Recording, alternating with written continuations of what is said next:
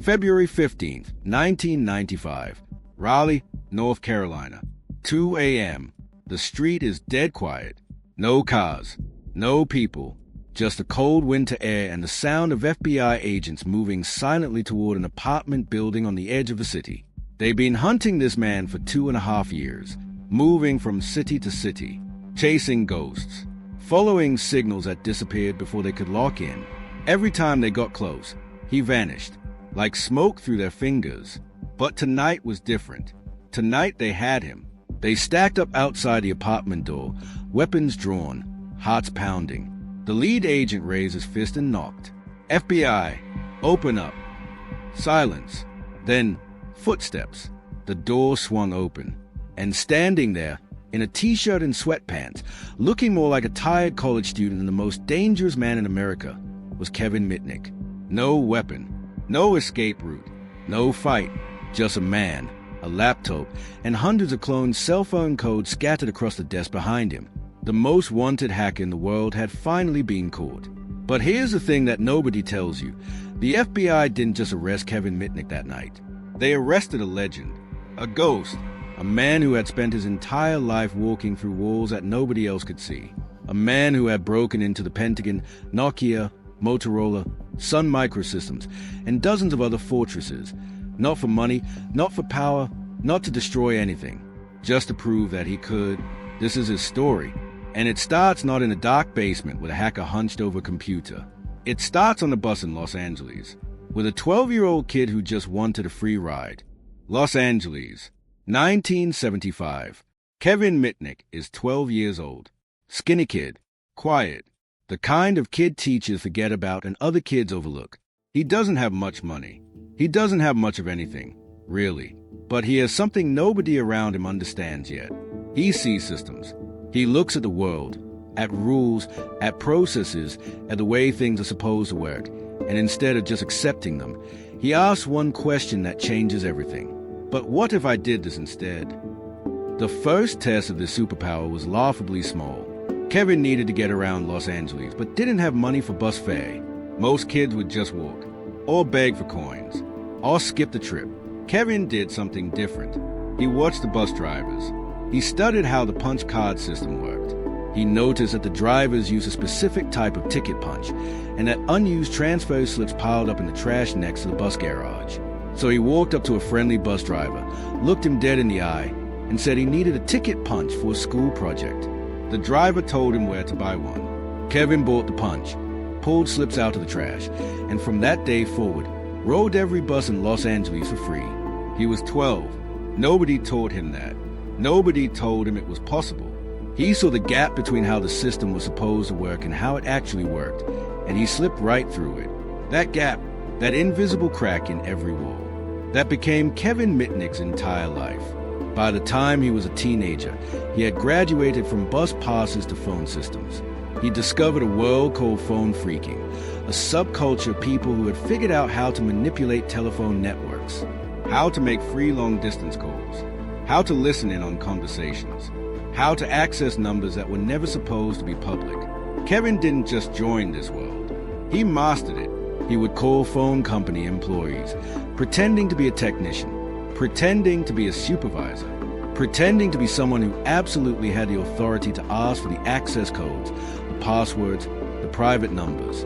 And because he sounded confident, because he knew the right words, because he had done his homework, they gave him everything. This was social engineering. And Kevin Mitnick was the best in the world at it. Not hacking computers, hacking people. By 16, Kevin had leveled up. He had a crew, a loose group of teenage hackers who hung around together, shared knowledge, pushed each other to go further. And one day, one of them handed Kevin a phone number. Not just any phone number. A dial-up number for a computer system belonging to one of the biggest technology companies in America, a company called Digital Equipment Corporation. They called the system the Ark. The Ark was where the company stored and developed its most important software. It was supposed to be locked up tight.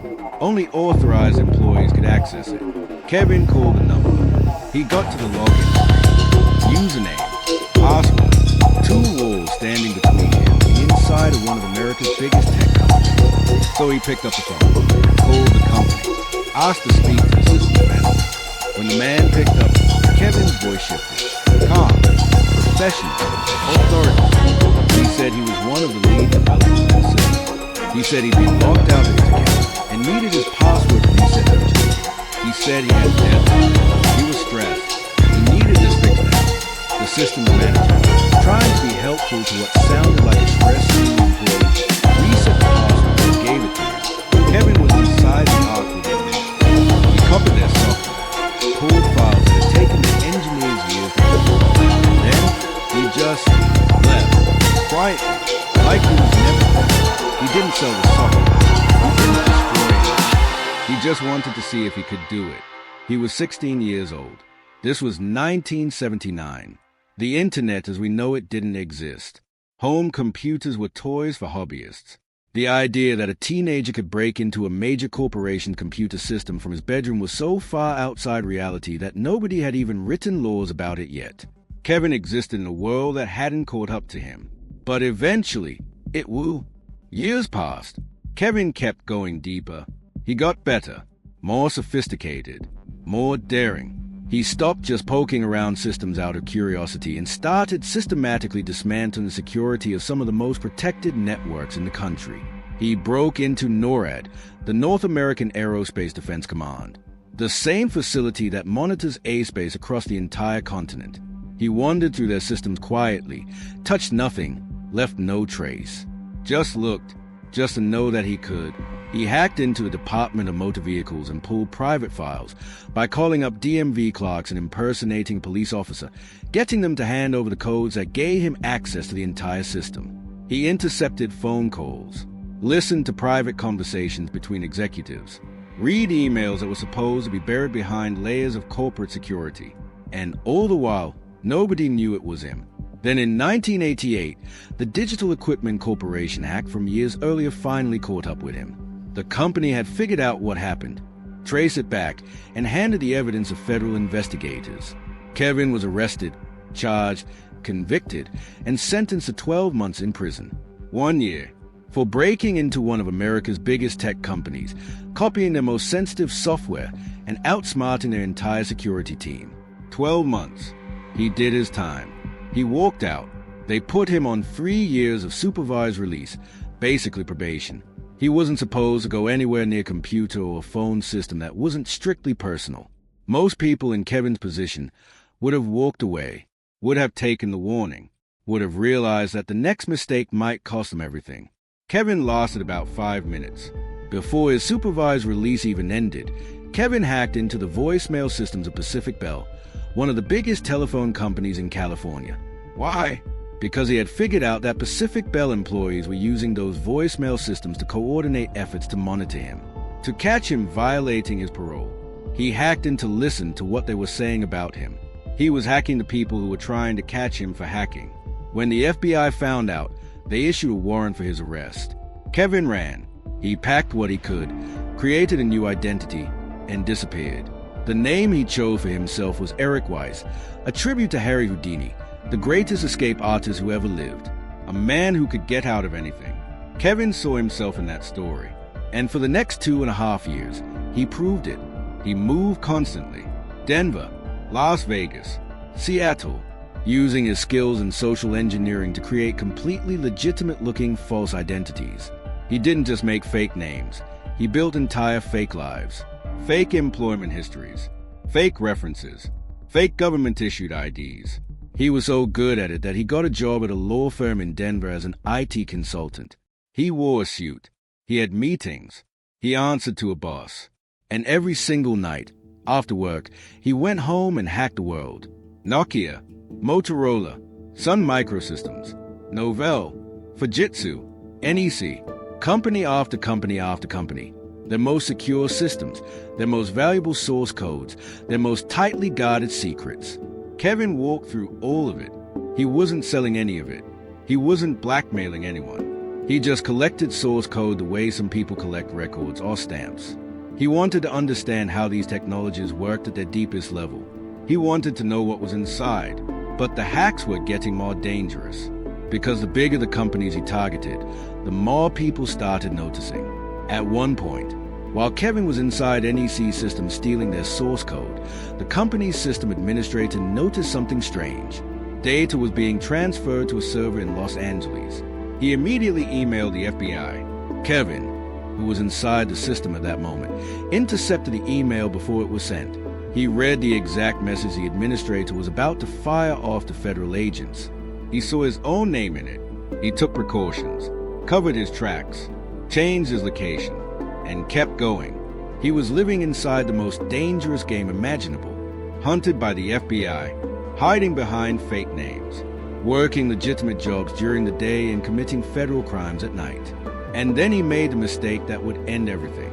His name was Tsutomu Shimomura, and in the world of computer security in 1994, he was the closest thing to Kevin Mitnick's equal.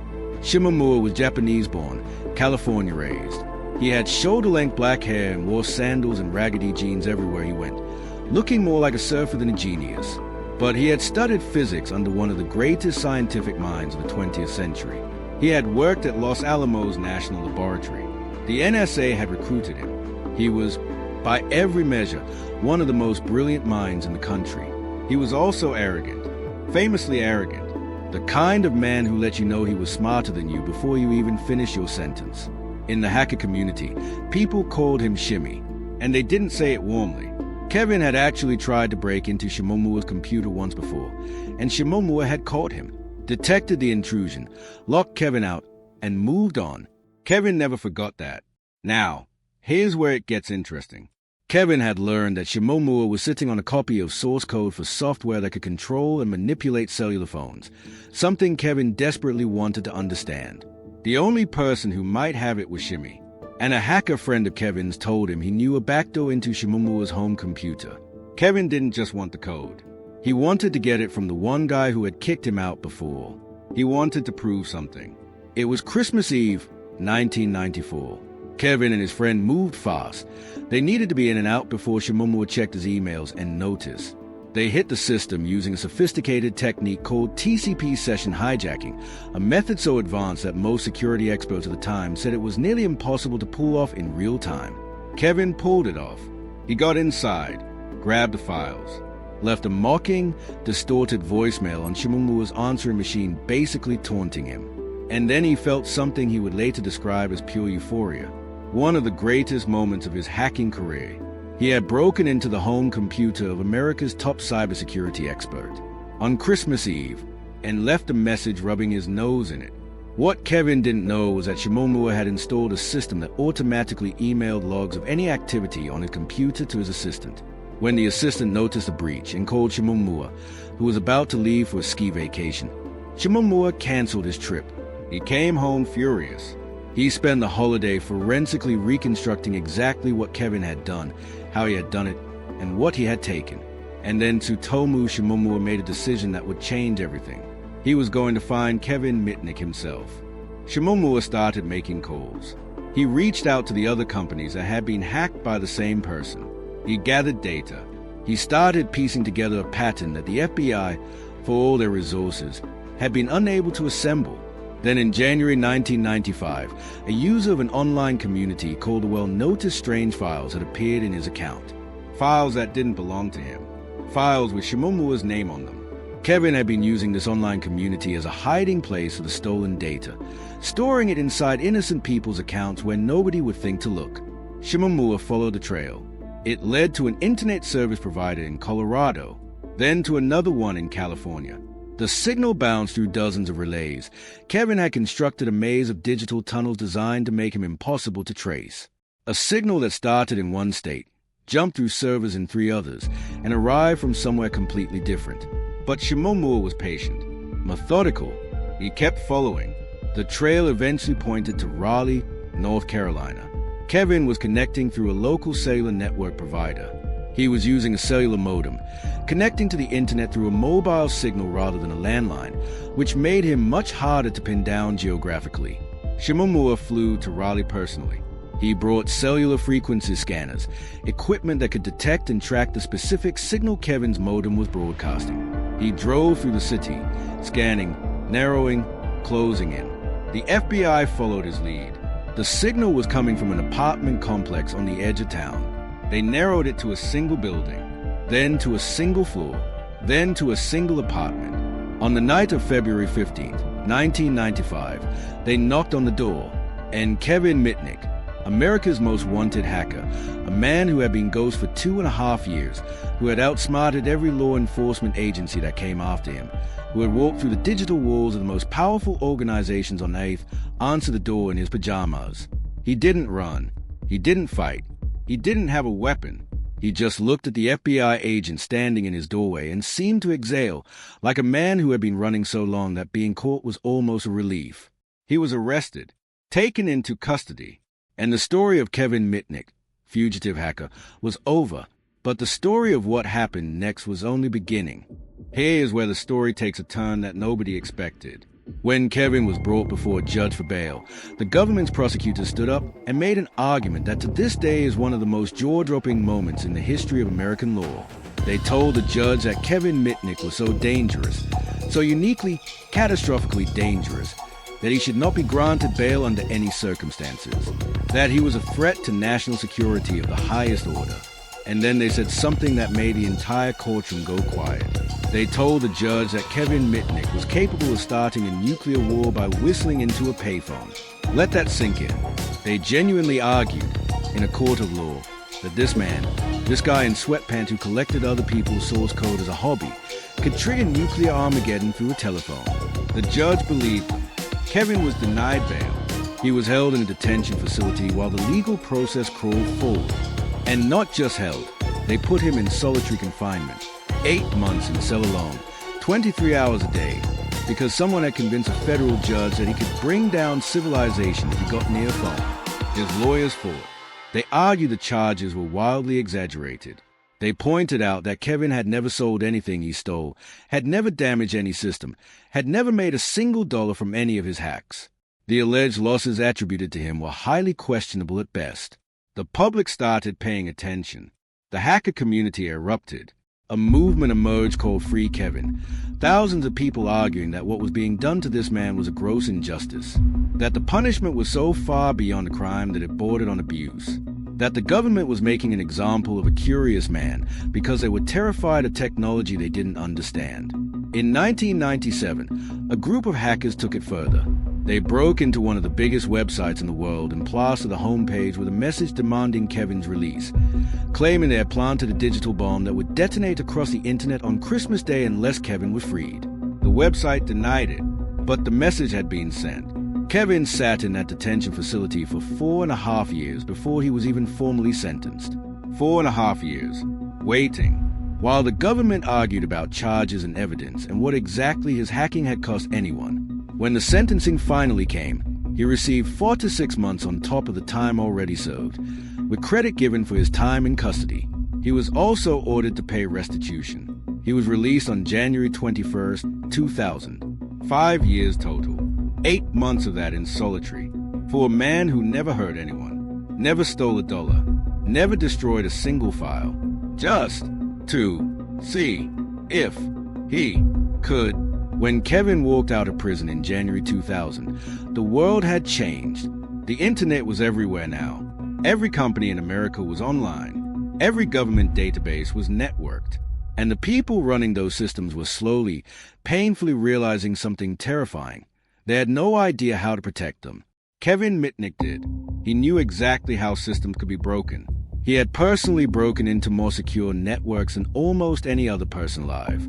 He understood not just the technical vulnerabilities, but the human ones, the passwords written on sticky notes on the keyboards, the employees who would give out access codes to someone who sounded authoritative, the gaps between what a company thought it was protecting and what was actually hanging wide open.